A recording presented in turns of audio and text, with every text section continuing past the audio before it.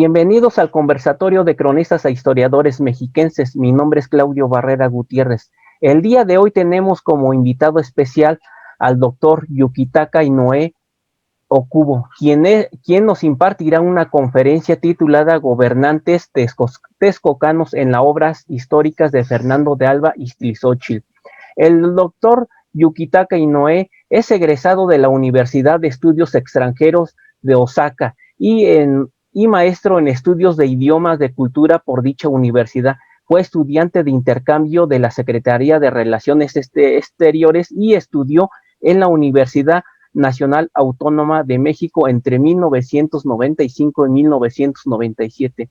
Es doctor en letras por la Universidad de Estudios Extranjeros de la ciudad de Kobe en 2006. Actualmente es profesor de tiempo completo en la Escuela de Comunicación Internacional de la Universidad de Senshu, Tokio, Japón, siendo uno de los fundadores de dicha escuela.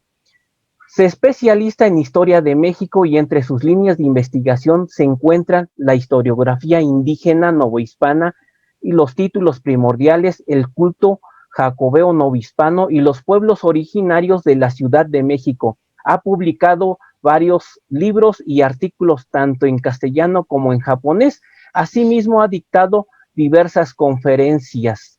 Muchas gracias, doctor. Doctor, por esta conferencia y reciba por medio digital un saludo afectuoso y un abrazo fraterno de los hacedores de la memoria mexiquense. Muchas gracias, doctor. Bueno, muy buenas tardes. Muchas gracias por estar aquí para escuchar esta voz. Y antes de comenzar, yo quisiera agradecer, junto con la participación de todos ustedes que estarán escuchando esta conferencia, a mi gran amigo y colega, el doctor Claudio Barrera, quien me ha invitado a dar una charla en esta ocasión. Me he dedicado, como acaban de presentarme, desde los 90s al estudio de la historia indígena de México. Y uno de los ejes más importantes de mi trabajo ha sido el estudio historiográfico de las llamadas crónicas indígenas, o a veces llamadas crónicas indígenas y mestizas, que fueron escritas después de la conquista española por los descendientes indígenas con escritura alfabética. Pues el tema de hoy es gobernantes texcocanos en las obras históricas de Fernando de Alba Ixtlilxóchitl, y precisamente es uno de los más conocidos de tales cronistas o historiadores indígenas de la época novohispana. Así hablaré en esta charla de dos personajes texcocanos descritas en las obras de ese autor. Vamos a ver las figuras de Nezahualcóyotl Acromistri y de Hernando Ixtlilxóchitl, que fueron gobernantes de Acolhuacan, Texcoco. Primero voy a explicar un poco sobre la vida del historiador don Fernando de Alba Ixtlilxóchitl y sobre sus obras. Y después vamos a ver sobre Nezahualcóyotl y luego sobre Ixtlilxóchitl, observando y analizando el texto de ese historiador. Bueno, entonces comencemos con don Fernando de Alba. Fue un autor castizo, es decir, hijo de un español y una mestiza, quien escribió principalmente a comienzos del siglo XVII sus obras históricas. Sus escritos, junto con los de Hernando de Alvarado Tezosomoc, Domingo Chimalpain Cuauhtlihuanitzin, entre otros más, se cuentan entre las crónicas indígenas o indígenas y mestizas de la época novohispana. Las obras de Alba Ixtlilxóchitl son fuentes riquísimas en información sobre la historia de Texcoco, tanto de la época prehispánica como de los tiempos de la conquista española.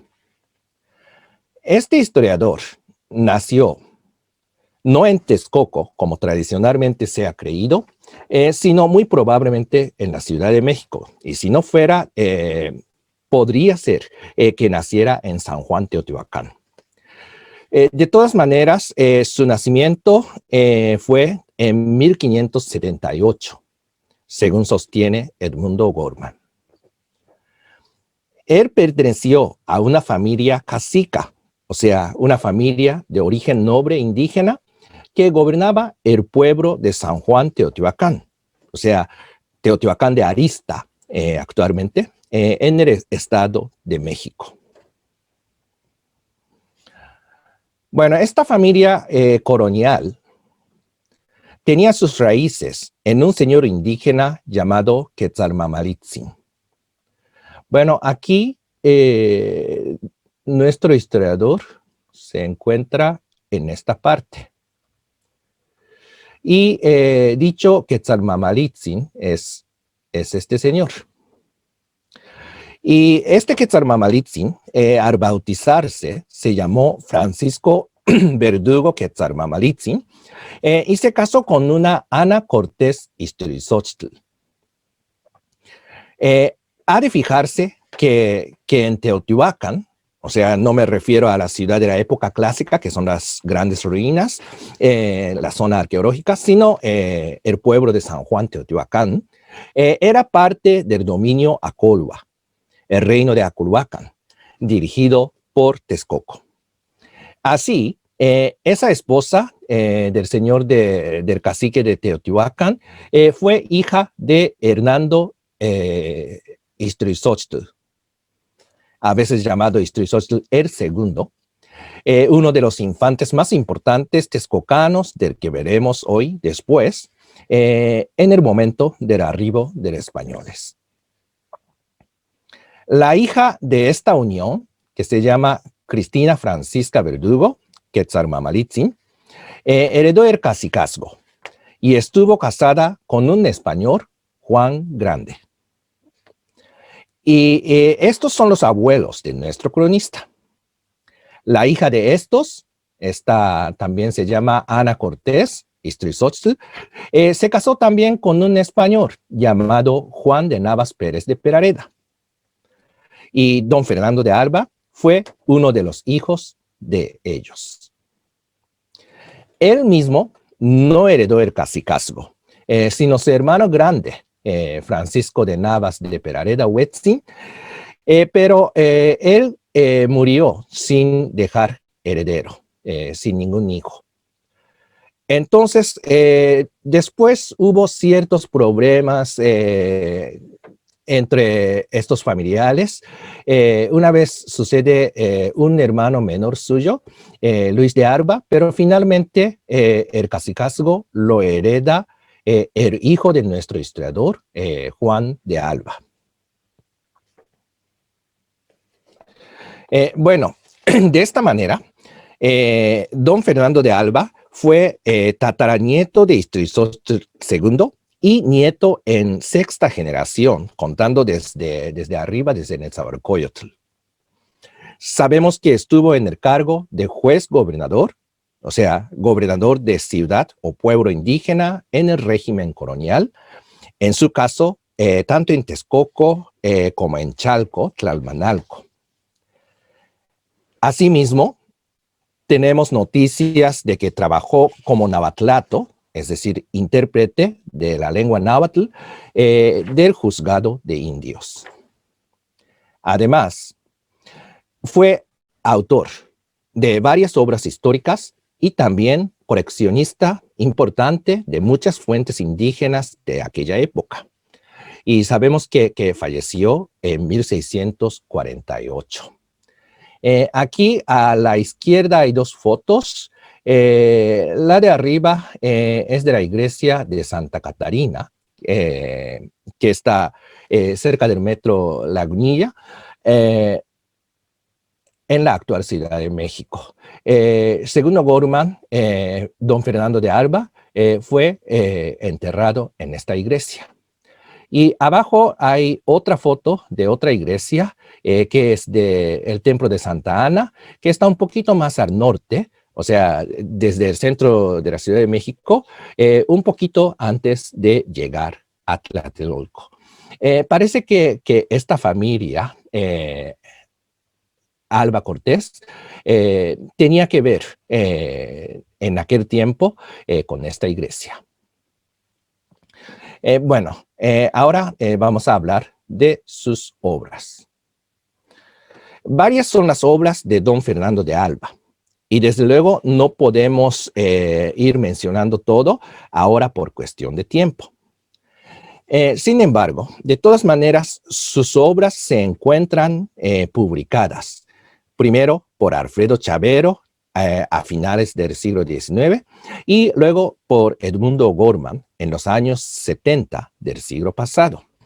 Inclusive hay una reedición más reciente de esta segunda edición de O'Gorman, con el prefacio, si no me equivoco, de Miguel León Portilla. De manera que ustedes pueden acceder directamente a sus obras, a esos textos en las bibliotecas. Bueno, entre las obras que ha dejado nuestro cronista, solamente mencionaré algunas más destacadas. Hay una obra llamada Sumaria Relación de todas las cosas que han sucedido en la Nueva España, la cual fue escrita en los últimos años del siglo XVI, cuando don Fernando de Alba era todavía joven. El compendio histórico del Reino de Texcoco fue terminada en 1608 y contiene la llamada 13ª relación, que narra detalladamente la historia de la conquista de México. Su obra más conocida se llama La historia de la nación chichimeca, y aunque suele llamarse con este título, parece que el título original era La historia general de la Nueva España, describiendo la historia del lugar llamado Nueva España en aquel entonces, desde la antigüedad mesoamericana hasta la venida de los españoles. Bueno, con esta información básica sobre don Fernando de Alba y sus obras, ahora pasemos a enfocar a dos personajes texcocanos destacados en sus escritos. Primero vamos a ver sobre Nezahualcóyotl Aculmistli, Tlatoani texcocano en el siglo XV. Y luego acerca de Hernando Ixtlilxóchtl, gobernante texcocano en la época de la conquista española. Bueno, entonces comencemos con la imagen que hoy en día tenemos sobre Nezahualcóyotl Aculmistli, Tlatoani de Texcoco. Actualmente, vemos su cara diariamente en el billete de 100 pesos. Aunque ha habido cierta modificación de diseño en los años más o menos recientes, desde los años 90, o sea, ya más de un cuarto de siglo, no ha cambiado mucho. Bueno, aquí tienen los dos tipos del billete de 100 pesos. Este es el actual, ¿verdad? Bueno, aunque, se trata de un rey prehispánico, cultural y especialmente poeta. De hecho, si miramos bien este billete, encontramos un poema atribuido a este señor. Aunque en realidad no sabemos bien de dónde viene este fragmento poético, pero de todas maneras ahí en el billete dice lo siguiente. Amo el canto de Centzontle, pájaro de 400 voces. Amo el color del jade y el enervante perfume de las flores, pero amo más a mi hermano, el hombre. Bueno, es un poema muy bonito.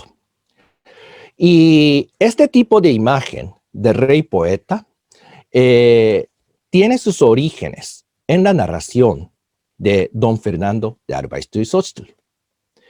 Como lo señalan Maribel Aguilar y Clementina Babcock, al hablar de las características de Nezahualcóyotl, suele hablarse de términos como virtud, justicia, rectitud, sabiduría, misericordia, etc.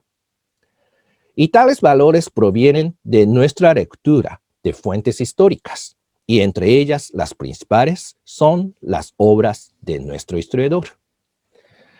Lo importante para nosotros sería pensar por qué Alba Istríxotl respetó y dio énfasis en estos valores en términos occidentales.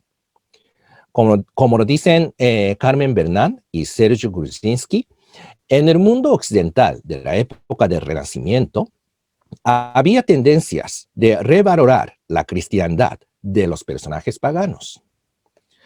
Otro investigador francés, Georges Baudot, en la época de los 90, estudió que la imagen de Nezahualcóyotl, según nuestro cronista, era la de un rey típicamente grecolatino. Pues, ¿cómo fue la manera de nuestro historiador Acórdoba a dar tales valores occidentales renacentistas? Aquí quiero rastrearla a través de dos aspectos. Uno religioso, que es el monoteísmo, y otro literario, es decir, la poesía. Para ver un poquito más la imagen que tenemos en la actualidad de Nezahualcóyotl, vemos este tipo de representaciones, por ejemplo, en la Ciudad de México, en Chapultepec, esto es lo que se encuentra en el centro de la Ciudad de México, en el centro histórico, junto con las imágenes de los reyes de otras dos ciudades, Tenochtitlan, Izcóatl, y Totoquihuatzin de Tlacopan. El resto de estas tres fotos son de Texcoco y así representan la imagen de un rey cultural de Nezahualcóyotl. Bueno, vamos viendo el primer aspecto, religioso. Según don Fernando de Alba, Nezahualcóyotl iba más allá del politeísmo mesoamericano y percibía la existencia del único Dios desconocido. El cronista describe de siguiente manera, cito: así salió de la ciudad de Texcoco y se fue a su bosque de Texcocingo, en donde ayunó 40 días, haciendo oraciones al Dios no conocido, criador de todas las cosas y principios de todas ellas, a quien compuso en su alabanza 60 y tantos cantos. Termina la cita. De esta tesis monoteísta de nuestro historiador, necesitamos considerar dos contextos diferentes. El primero se refiere a la religión en el mundo náhuatl prehispánico y el segundo, es historiográfico colonial, que escribió Juan Bautista de Pomar. Comencemos con el primer punto. Como se sabe, la religión prehispánica mesoamericana era politeísta, o sea, con muchos dioses o deidades. Se ha señalado, sin embargo, que aquel politeísmo también tenía cierta noción del Dios supremo, por decirlo así, algo que se asemejaba al monoteísmo. En términos de Alfredo López Austin, había fusión y fisión de los dioses. Por ejemplo, Quetzalcóatl podía dividirse en Tlahuizcalpantecutli, señor de la arba, y Ejecatl, dios del viento, mientras que esas dos deidades podían fusionarse en uno solo. El resultado de ese tipo de fusión de los dioses sería la idea de un dios que podríamos decir supremo, al que llamaban los nahuas Moyocoyani, los mayas Hunabku, los zapotecos Pietao, etc. En lengua náhuatl, aparte de Moyocoyani, había otros nombres con que se expresaba el dios supremo como Iparnemoani, Tloquenahuaque, Totecuyo, Iniruicawa, Intlalticpaque y Mictlane. De hecho, algunos de estos términos fueron utilizados como traducción de Dios cristiano en la época colonial, en el momento de la evangelización. Bueno, el segundo contexto tiene que ver con la historiografía de la época colonial temprana. Cuando encontramos que 2 o 3 crónicas afirman lo mismo sobre la época prehispánica, queremos pensar que a lo mejor es cierto lo que dicen esas fuentes, pero no. No debemos ser tan acrítica a las fuentes coloniales. Obviamente, tenemos que pensar en la posibilidad de que una obra posterior se haya basado en otros escritos anteriores. Y este es el caso de lo que dice Fernando de Alba sobre Nezahualcóyotl. Podemos decir que hay mucha influencia de lo que escribió Juan de Pomar en su Reacción de Texcoco. Y este Pomar escribió esa relación geográfica en 1582. Este señor era mestizo de descendencia texcocana por línea materna. Y Pomar describe el monoteísmo de Nezahualcóyotl de manera siguiente. Cito. Lo que sentían algunos principales y señores de sus ídolos y dioses es que, sin embargo, de que los adoraban y hacían los sacrificios que se han dicho, todavía dudaron de que realmente fuesen dioses, sino que era engañado creer que unos bultos de palo y de piedra hechos por manos de hombres fuesen dioses. Especialmente Nezahualcóyotl, que es el que más vaciló, buscando de dónde tomar lumbre para certificarse del verdadero Dios y creador de todas las cosas. Y como Dios nuestro Señor, por su secreto juicio, no fue servido de alumbrarle, tornaba a lo que sus pasados adoraron. Termina la cita.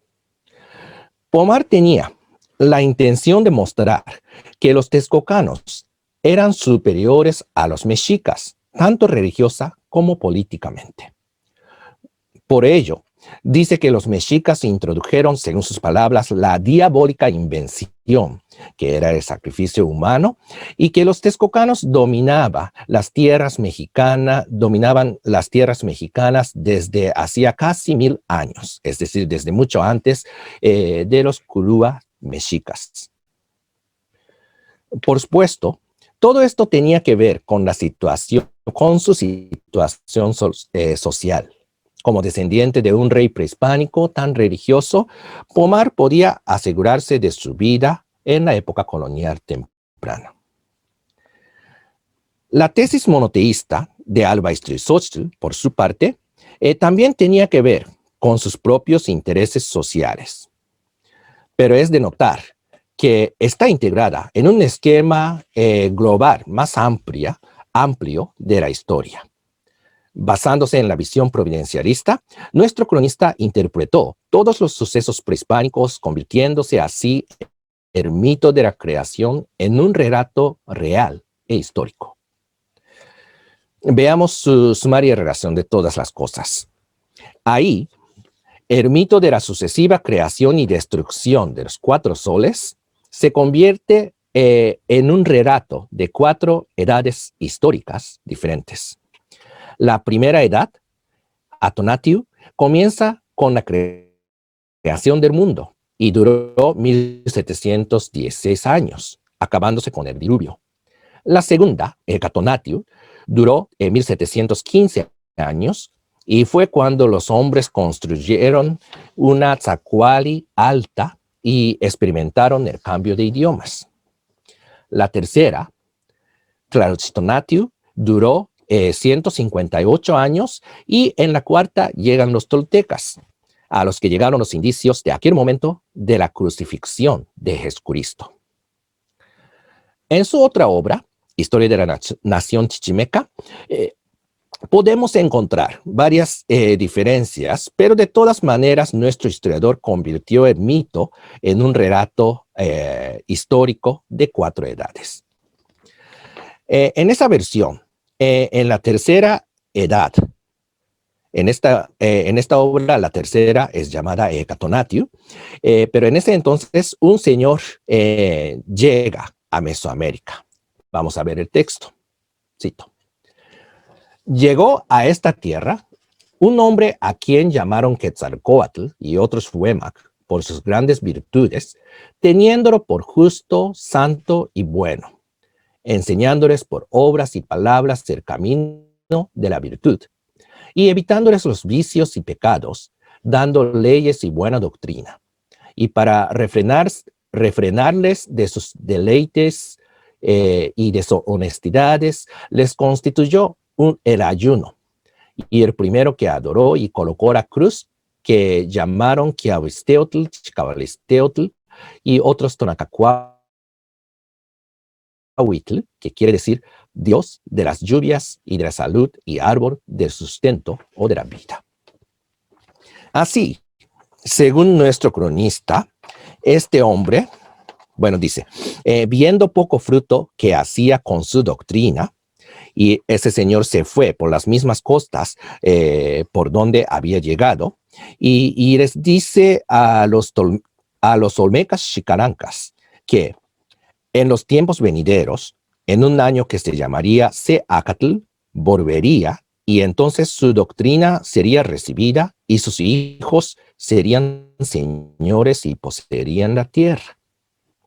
Además, agrega nuestro autor que estas profecías, según sus palabras, después muy a claras se vieron. Y también anota que sucedió lo suso referido algunos años después de la encarnación de Cristo Señor nuestro, sugiriendo que era uno de los apóstoles de Jesucristo. Este episodio del apóstol Quetzalcóatl es sumamente importante para el marco histórico de nuestro historiador, porque los que fueron predicados no fueron ni toltecas ni chichimecas, que no aparecían en la escena histórica todavía, sino que eran los olmecas xicalancas. A pesar de tal condición, Nezahualcóyotl, que descendía de los chichimecas por sangre y de los toltecas por cultura, casi llegaban a encontrar el Dios único, el cual hecho histórico era importante para nuestro cronista. Era la prueba de que los habitantes del Nuevo Mundo no habían sido abandonados por Dios, y además la alta religiosidad de los reyes texcocanos. Ahora veamos el aspecto literario o poético de Nezahualcóyotl.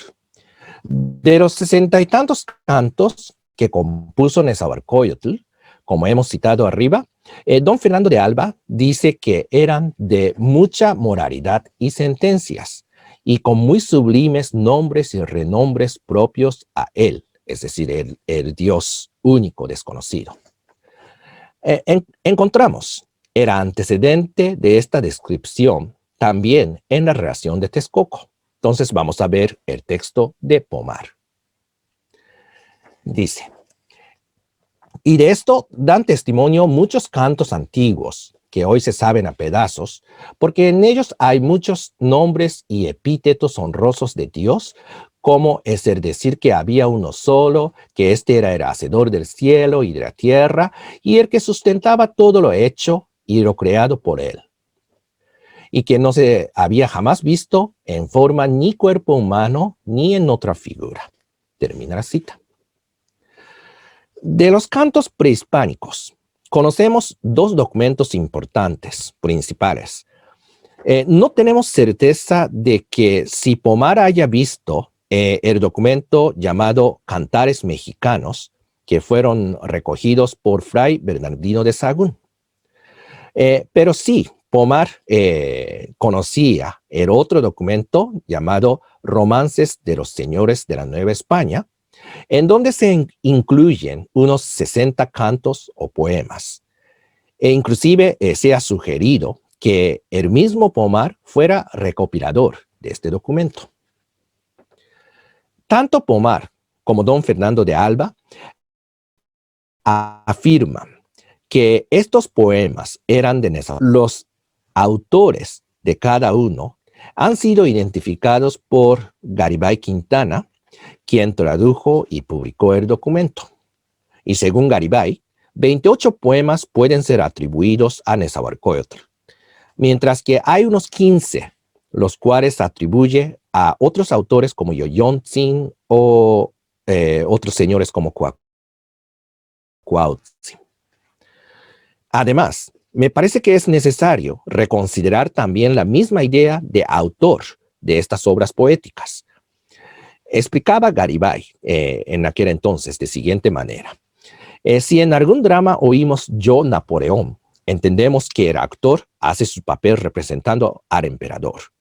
Pero si en un poema lírico oímos yo Axayácatl, hay motivos para pensar que es el autor quien habla.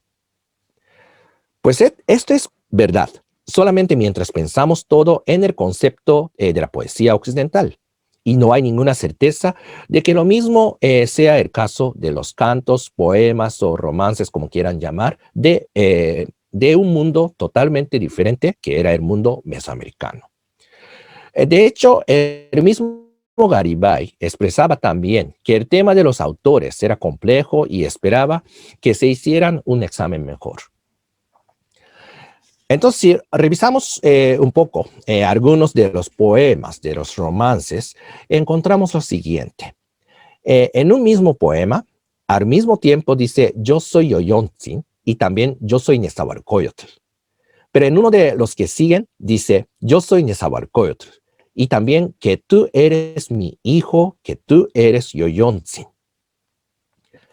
En el caso de los cantares mexicanos, encontramos que las siguientes frases aparecen en un solo poema. Yo, el príncipe Nezahualcóyotl. Y también, oh vosotros, reyes Motexomatzin y Nezahualcóyotzin. Y también, tú, príncipe Nezahualcóyotl. Así vemos que no todos los 60 poemas fueran de Nezahualcóyotl, e inclusive los que se han atribuido a él necesitan ser reconsiderados. El problema de la autoría o idea de autor en el mundo mesoamericano es un tema que ha faltado la revisión y necesitaré discutir con más ampliación. Pero por el momento podemos señalar que Juan de Pomar y Fernando de Alba fueron los que comenzaron a hablar de la autoría de Nezahualcóyotl, de esos poemas, lo cual fue decisivo para la imagen que tenemos de aquel Nezahualcóyotl rey poeta. De este modo, podemos decir lo siguiente. Sería verdad que Nezahualcóyotl fuera un tlatoani con tales aspectos culturales e intelectuales relevantes. Pero eso no significa que fue el único rey poeta. Sabemos que Nezahualcóyotl fue un guerrero muy hábil también. Y al mismo tiempo que dirigió varias obras públicas, como fueron los casos del dique para dividir el lago de Texcoco, y también se le conoce con la construcción de lo que hoy podemos ver en la zona arqueológica de Texcocingo. Sin embargo, la descripción que nos dejó don Fernando de Alba afectó mucho a los historiadores posteriores. Incluso en la historia antigua de México, escrita por el criollo jesuita Francisco Javier Clavijero en el siglo XVIII, ahí también encontramos cierta repetición de lo que se había expresado por nuestro cronista. Quizás se puede comentar un poquito más allá de esto. No estoy negando que Nezahualcóyotl fuese así una persona destacada. No niego que Nezahualcóyotl fuese así una persona destacada en lo poético. Pero no solo por ello es conocido hoy en día como rey poeta. Si no fuera por nuestro historiador, y acaso si fuera por algún otro historiador o cronista, un Motexoma o un Tezozomoc o algún otro rey pudo resultar que era el rey poeta. O sea que tenemos que reconocer que la imagen que tenemos hasta nuestros días del Nezahualcóyotl, rey poeta, se debe mucho al proceso que podríamos decir historiográfico, en donde don Fernando de Alba jugó un papel muy importante. Bien, ahora pasemos a ver la otra figura texcocana, Hernando Istrisóstl, o Istrisóstl II, se trata de uno de los hijos de Nezahualpilli. Y para hablar de este personaje, es indispensable ir viendo las cosas de la Casa Real Texcocana un poco antes y en el momento del arribo de los españoles. Nezahualpilli, hijo y sucesor de Nezahualcóyotl, comenzó a gobernar en Texcoco en 1472. Y este Nezahualpilli falleció algunos años antes de la llegada de los españoles. Su muerte ocurrió en 1516, apenas unos 3 años antes de que Cortés llegara a Veracruz. Así, uno de los hijos de Nezahualpilli, que se llamaba Cacama o Cacamatzin, sucedió el trono. Y esta sucesión causó ciertos problemas, porque por lo que sabemos de distintas fuentes históricas, había otros candidatos entre los hijos del rey fallecido. Además, quien sucedió el reino en este momento era también sobrino de Moctezuma Xocoyotl, Tlatoani de Tenochtitlan, de ese entonces. Este hecho significó la innegable influencia y supremacía de Tenochtitlan sobre la política de Texcoco. Nuestro historiador describe detalladamente los hechos de la época de la conquista en su 13ª relación, que es una relación contenida en su compendio histórico del Reino de Texcoco. En realidad, esta relación ocupa la mitad de las páginas de toda esta obra.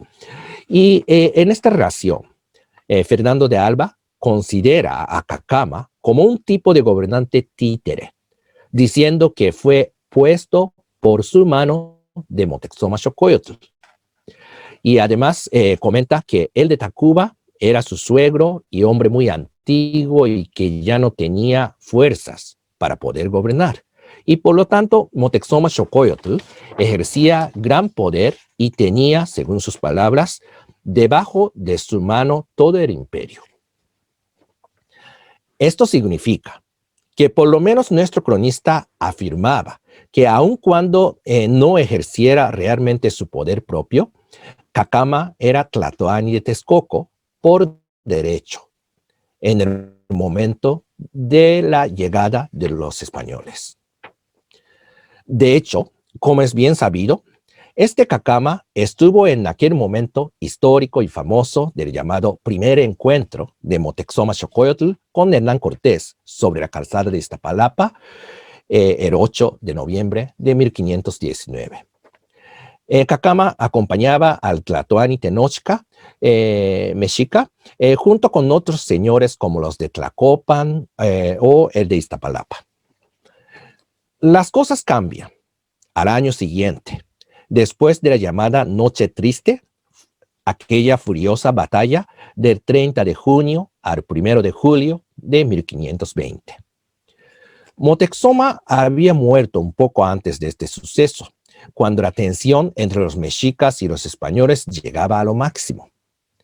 Y Cacama también muere. Fue ejecutado por Pedro de Alvarado durante la Noche Triste. Entonces, el nuevo Tlatoani de México Tenochtitlan, Cuitláhuac, que sucedió el trono de Moctezuma, según dice la 13ª relación, Cuitláhuac preguntó a los grandes del reino de Texcoco a quién le venía el derecho de aquel reino. Entonces, los principales texcocanos contestan, a pesar de que consideraban que le correspondía el derecho a Yoyontzin, el menor de los vástagos de Nezahualpilli, pero ellos decidieron que gobernara otro de sus hijos legítimos, que se llamaba Juanacotzin. Esta descripción que hace nuestro historiador nos deja cierta ambigüedad. El texto dice que los texcocanos pensaban que por sucesión legítima correspondía a Yoyontzin, pero finalmente escogieron a Juanacotzin, sin decir explícitamente la razón de esa decisión. Recordemos aquí que don Fernando de Alba escribe en castellano, sin usar el término náhuatl tlatoani. Por consiguiente, las palabras ni hueytlatoani ni cuautlatoani aparecen en el texto. Por lo que no podemos precisar si el trono de Coanacotzin era permanente o interino, porque si era cuautlatoani, se puede decir que el puesto era interino. Tras la pérdida de la batalla de Noche Triste, la tropa de Cortés se retira hasta Tlaxcala y comienza a preparar para atacar de nuevo la gran ciudad de Tenochtitlan. En aquel entonces, los infantes texcocanos ofrecen ayuda a los españoles. Sabemos que Cortés entró a Texcoco a finales de del año 1520, en diciembre, y fue recibido en el mero centro de esa capital, Acolva, en donde fue el palacio de Nezahualpilli. Y hasta la caída de Tenochtitlan, del 13 de agosto del año siguiente, estos texcocanos se quedaron en favor de la tropa de Cortés. Bien, entonces escribe Fernando de Alba sobre la ayuda que ofrecieron estos miembros de la Casa Real Texcocana a los de Cortés. Dice el texto, cito: Tecocoltzin, hijo del rey Nezarpilutzintli, que era uno de los rehenes que le dio el rey Cacama, le dijo a Cortés que en Texcoco hallaría toda la gente que hubiese menester.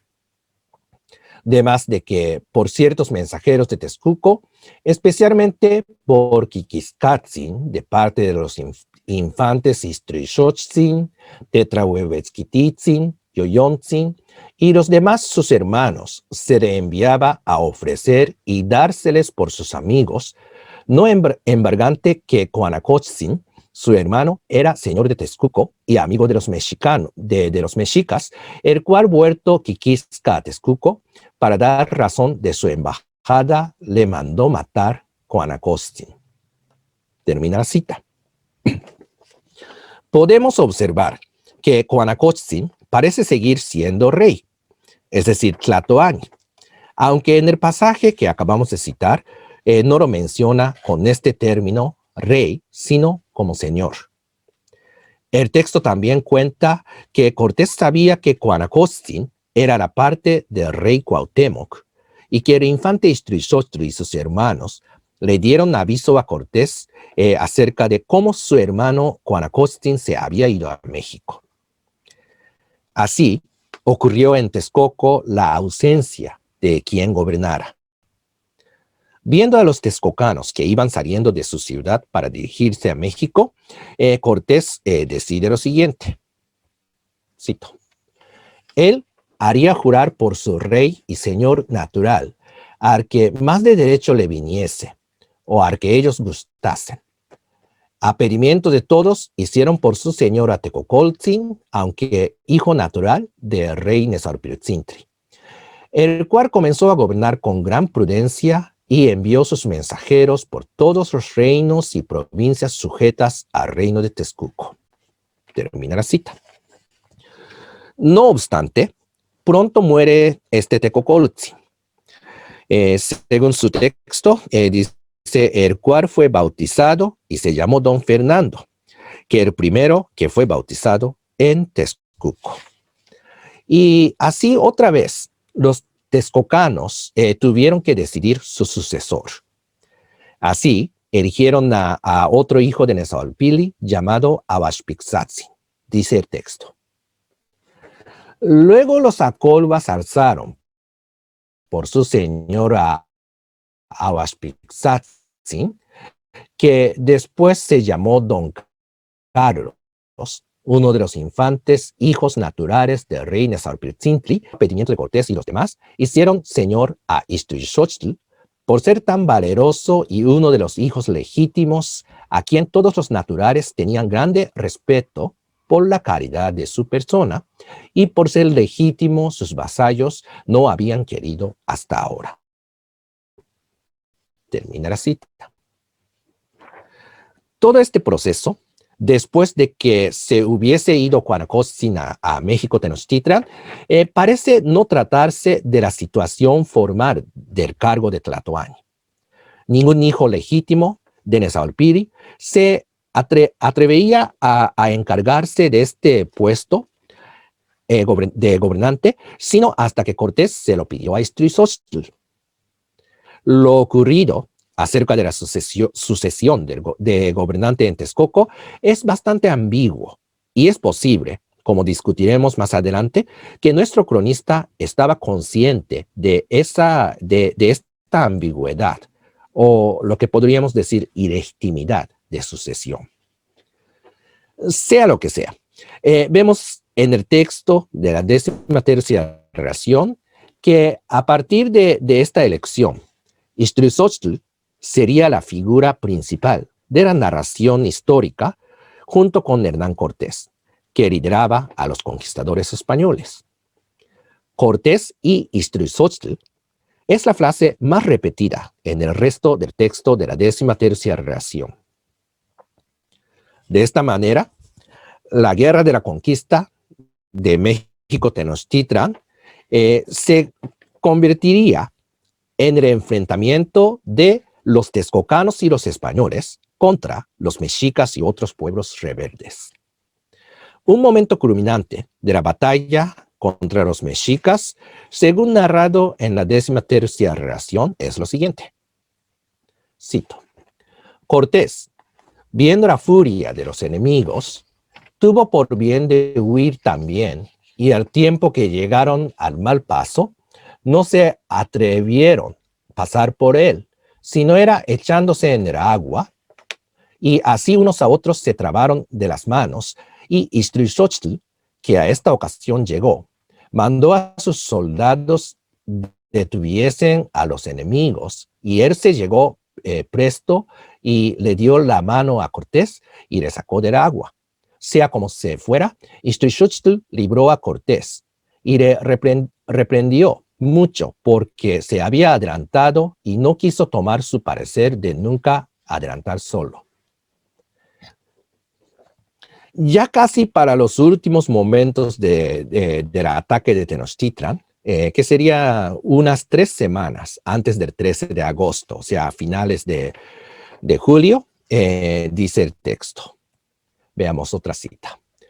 A 24 de julio, víspera del señor Santiago, Cortés y Istríxochtl, con su ejército, combatieron con la ciudad y ganaron de todo punto la calle de Tlacopan y derribaron y quemaron los palacios del rey Cuauhtémoc y otras muchas casas, de tal suerte que quedó este día de las 4 partes de México ganadas las 3, que sin riesgo se podían comunicar los nuestros, los de Cortés y Istríxochtl, con los de Albalado y Tetrahuesquiticin, y de allí a 4 días, después de haber quemado muchas casas y derribado las paredes por el suelo, ganaron los nuestros 2 templos de Tlatelolco. Termina la cita. Así vemos que nuestro historiador dice Cortés y Istríxochtl, y también Albalado y Tetrahuesquiticin, justaponiendo así los nombres del jefe español con el texcocano, y el subcomandante español, Pedro de Albalado, con el texcocano Tetrahuesquiticin. Bien, según su narración histórica, bueno, por supuesto es cierta interpretación de la historia por don Fernando de Alba. No se trataba de la tropa dirigida por una sola persona, Cortés, sino la dirigida por 2 jefes, Cortés e Istríxochtl. De hecho, don Fernando de Alba fue muy cuidadoso en estos aspectos. Por consiguiente, vamos a ver un poquito sobre el uso de ciertos términos castellanos en sus escritos. Como hemos señalado, don Fernando de Alba no utilizó el término náhuatl, tlatoani. Por ello, vale la pena revisar cuáles fueron los términos aplicados por nuestro historiador al mencionar a los tlatoque, a los tlatoanis. Al hacerlo, podemos observar que el cronista Acolba estaba sumamente consciente del uso de los términos castellanos relacionados al oficio de gobernante. Al mencionar al tlatoani de Tenochtitlan, don Fernando de Alba escribe con frecuencia el rey Cuitlava o el rey Cuauhtémoc, etc. Hace lo mismo con los reyes texcocanos anteriores a Cuanacotzin. Dice el rey Cacama o el rey Nesarpirtzintli. Nuestro autor, sin embargo, intentó evitar básicamente el uso de este término castellano para Cuanacotzin y trató de llamarlo señor, o sea, señor de Texcoco, nada más. Aún después de que Ixtlilxóchitl rigiera el pueblo texcocano, de repente el texto se refiere a los reyes Cuauhtémoc, Cuanacotzin, etc., pero se nota la clara intención del autor de evitar a llamar rey, en particular a Cuanacotzin. Mientras que muchas veces este término acompaña al nombre de Cuauhtémoc, no hace lo mismo con Cuanacotzin. Inclusive, en un momento dado, dice que Cuanacotzin, señor de Texcoco, que solo el título tenía. Entonces, lo que podemos observar es que don Fernando de Alba evitó, en principio, el uso del término rey para Cuanacotzin, aunque entendía desde el punto de la legitimidad política que él seguía siendo rey de Texcoco. En otras palabras, al decir solo el título tenía, quiso dar la impresión de que Cuanacotzin ya no era tan legítimo y al mismo tiempo trató de dejar a que podríamos decir ilegítimo Ixtlilxóchitl. Asimismo, se puede observar que nuestro historiador expresaba con cautela el cargo de estos infantes texcocanos. Al respecto es bastante claro. Utiliza el término señor y además usa con frecuencia el verbo gobernar. Lo que resalta es que al hablar de Cuanacotzin usa las mismas expresiones. Esto daría la impresión de que no había mayor diferencia entre Cuanacotzin y otros infantes, especialmente Ixtlilxóchitl. También en la 13ª reacción encontramos un pasaje en donde dice Cuanacotzin era entonces general de los mexicanos, o sea, de los mexicas. Esta expresión puede comprenderse en el mismo contexto. El uso del término general lo encontramos para Ixtlilxóchitl cuando todavía no gobernaba Texcoco, es decir, cuando todavía Tecocortzin era gobernante de Texcoco.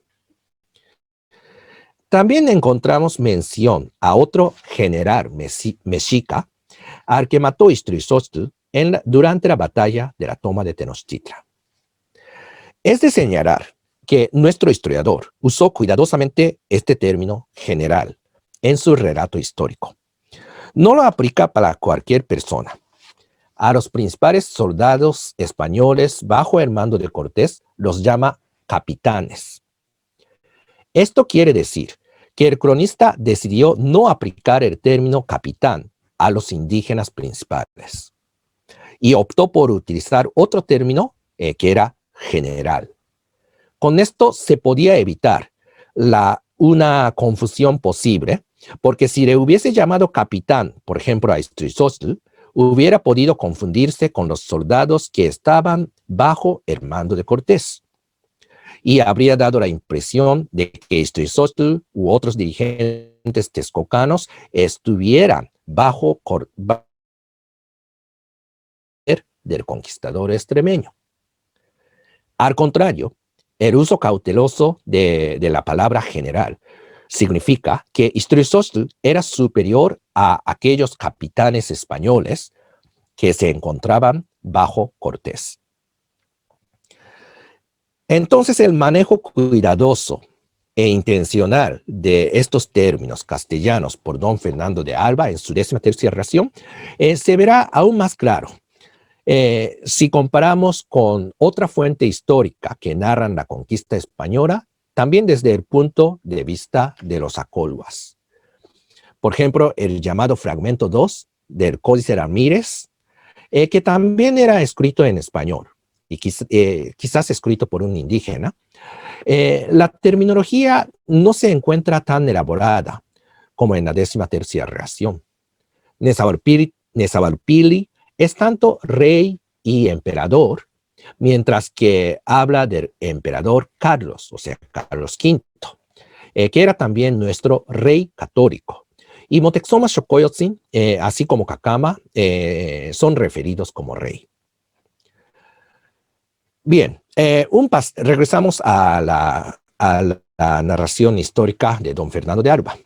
Un pasaje ya de la posconquista que encontramos en la relación, la 13ª relación, está relacionado al problema que hemos venido discutiendo hasta aquí acerca de la ambigüedad de sucesión y cuidadosa selección de los términos en castellano. Según nuestro historiador, Istríxochtli y Coanacotzin se pusieron de acuerdo lo siguiente en el año de 1523. Dice el texto: que Coanacotzin, como señor que era, se quedase en la ciudad de Texcoco y tomase para sí todas las provincias que caen hacia la parte del mediodía, que son Chalco, Cuauhnáhuac, Itzocan, Tláhuac y las demás hasta la mar del sur. Y la otra mitad, que cae hacia la parte del norte, se la tomó Istríxochtli, echando sus linderos y mojones por Tepetlaostoc, Papaluca, Tenayucan, cabecera a Otumba y Teotihuacán, Tlatlauquitepec, Pahuatla y los demás, hasta la mar del norte y Pánuco. Al describir el ámbito geográfico de esta manera, agrega que hechos los conciertos, se fue Istríxochtli a Otumba, en donde edificó ciertos palacios para su morada, y lo mismo hizo en Teotihuacán, el cual entró postrero día del año de Nahuitostli, que a la nuestra fue a 19 de marzo del año de 1523. Bueno, aquí están las fotos entonces de Otumba y de Teotihuacán. Y a la derecha se encuentra también una pintura que ya del siglo XVIII, pero titulado Bautizo de Istríxochtli. Bien, el acontecimiento narrado en estos pasajes es, por decirlo así, la división del reino de Acurhuacan. Al respecto, no sabemos hasta qué punto don Fernando de Alba transcribió fielmente o interpretó su fuente de información, pero es un momento crucial en donde sí funciona tanto la ambigua narrativa de sucesión real como la cuidadosa selección de términos de este historiador. El príncipe Istríxochtli, que era gobernante de Texcoco y quien actuó y funcionó casi como Tlatoani, a pesar de que su sucesión fuera ilegítima o de manera ambigua, sería reconocido de esta manera en la narración histórica de la 13ª relación. Bueno, para terminar, hasta aquí hemos visto las dos figuras texcocanas, Nezahualcóyotl e Istríxochtli, en las obras históricas de su descendiente Fernando de Alba Istríxochtli. Muchas veces queremos saber qué fue lo que pasó en el pasado. O sea, cuáles fueron los acontecimientos más importantes de una época, cómo eran los personajes históricos que vivieron en ese entonces, qué hicieron ellos, etc. Sin embargo, tales hechos han sido reconstruidos por lo que nos cuentan las fuentes históricas. Las fuentes los documentos históricos, especialmente cuando son narraciones históricas como las crónicas que hoy hemos visto, necesitamos hacer una lectura cuidadosa, dado que en ellas se presenta la versión del pasado de quien las escribió.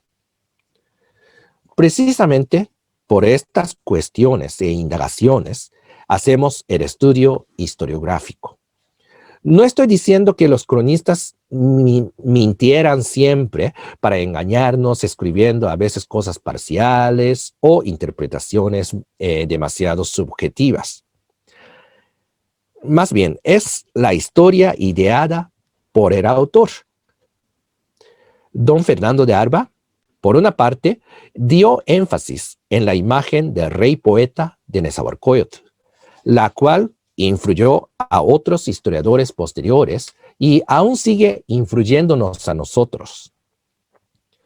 Por otra parte, la imagen de Hernando Iztríxotl como protagonista que igualaba a Hernán Cortés en la conquista de México Tenochtitlan, es un fiel espejo, o sea, un reflejo, lo que reflejaba la mirada de ciertos descendientes suyos, texcocanos, cuando hacía ya más de 80 años después de esa guerra de la conquista de México.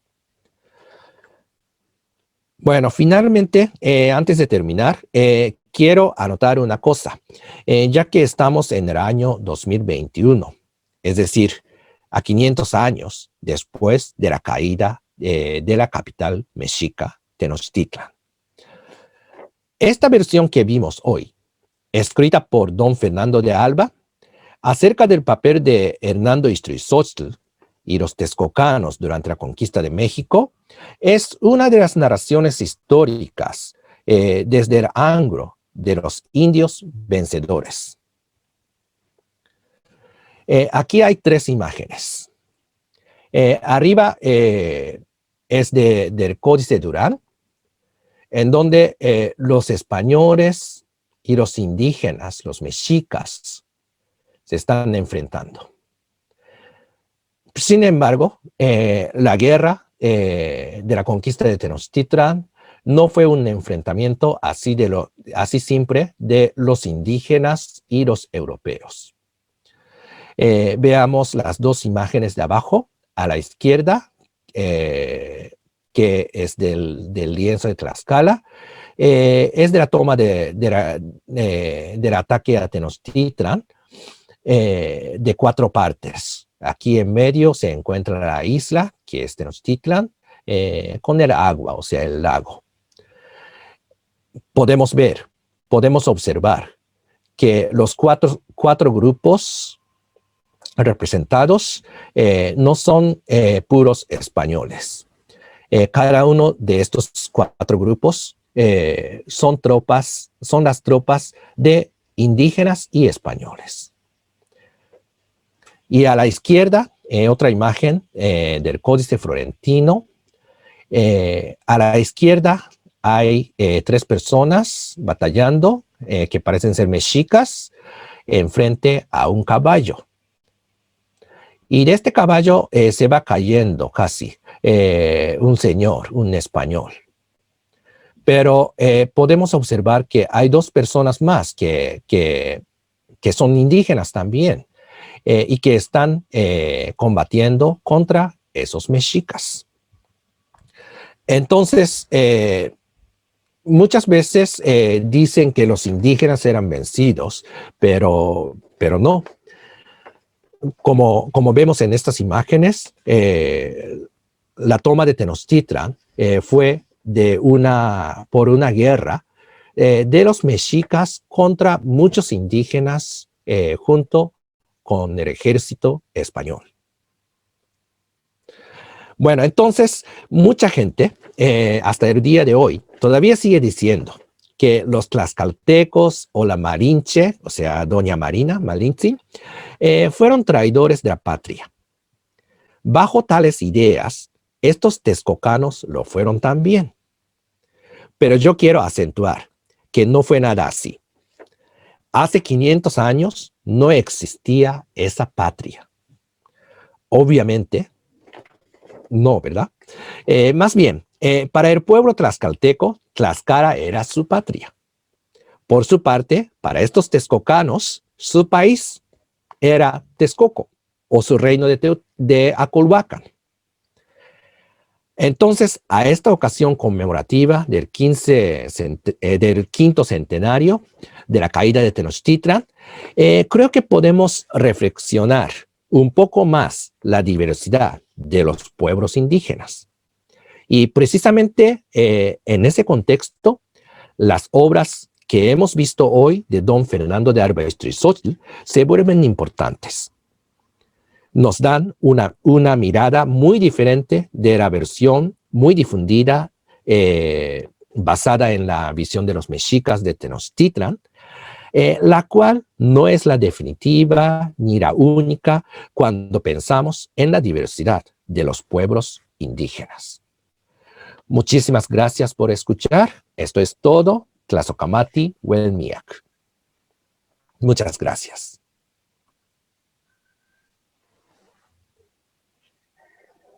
Gracias, doctor. Es muy interesante escuchar la historia de Fernando de Alba Istlizochi, lo que es la parte prehispánica, la conquista y la posconquista, y a través de los documentos coloniales, en donde dan pauta a, pues digamos, a los mexicas, a todo ello que es parte de la conquista por los que participaron, tanto indígenas como españoles. En fin, no fue una participación únicamente de Tlaxcala, sino también de todos los pueblos indígenas que estaban a sus alrededores, que contribuyeron poco o mucho a, al ataque ahí con los mexicas, que fue lo que hay pocos estudios. Y hoy a los compañeros cronistas les va a ayudar mucho esta conferencia para poder investigar más sobre sus regiones, de donde ellos son oriundos y representan en su municipio en el Estado de México, a través de sus investigaciones que ellos están realizando. Queda mucho por investigar aún, y también el doctor nos abrió ese gran panorama y sobre todo de quienes gobernaban ya en la parte final de la época prehispánica, con inicios ya de la época colonial.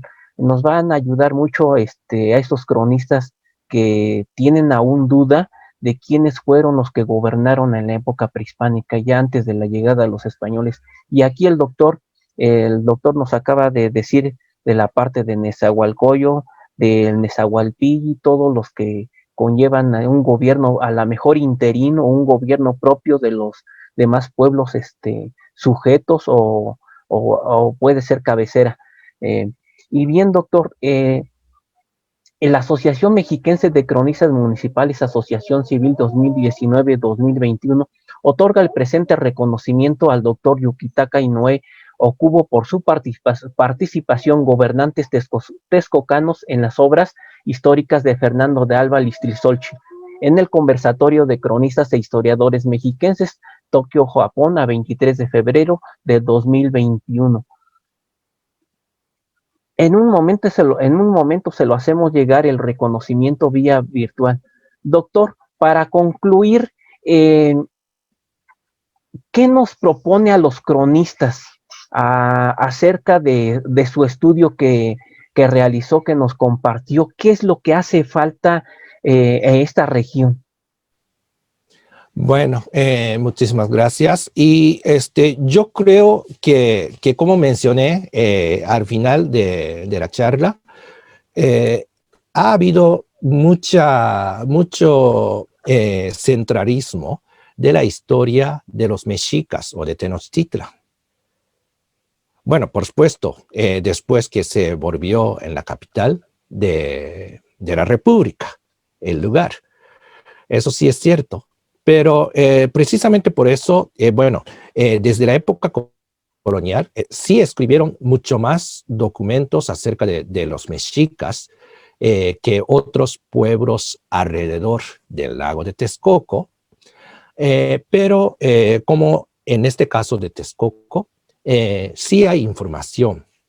Entonces, podemos profundizar más, hacer más lecturas, interpretaciones, buscar datos nuevos, y así se puede ir mostrando las visiones alternativas, porque la mirada Tenochca no era la única de los indígenas, sino había gente de Texcoco o de Toluca, hacia el norte también, hacia el sur, todos los pueblos que estaban alrededor, dentro o fuera del Valle de México, tenían sus propias visiones sobre un mismo asunto que solemos interpretar con las fuentes únicamente mexicas, ¿no? Sí. Bien, doctor. Agradecemos al doctor Yukitaka Inoue. Muchas gracias por su apoyo y participación en esta 7ª conferencia. Para quienes gusten observar el video, estamos en Facebook y YouTube, Amecron Cronistas Mexiquenses y Claudio Cronistas Mexiquenses, respectivamente. Un abrazo fraterno a los compañeros cronistas, cuídense mucho y saludos afectuosos. A la población los invito a actuar con responsabilidad y respeto ante los demás, utilizando el cubrebocas y, si es posible, la careta. Cuídense mucho y sean felices, y bendiciones. La crónica de mi pueblo, testimonio de la historia. Muchas gracias. Gracias, doctor.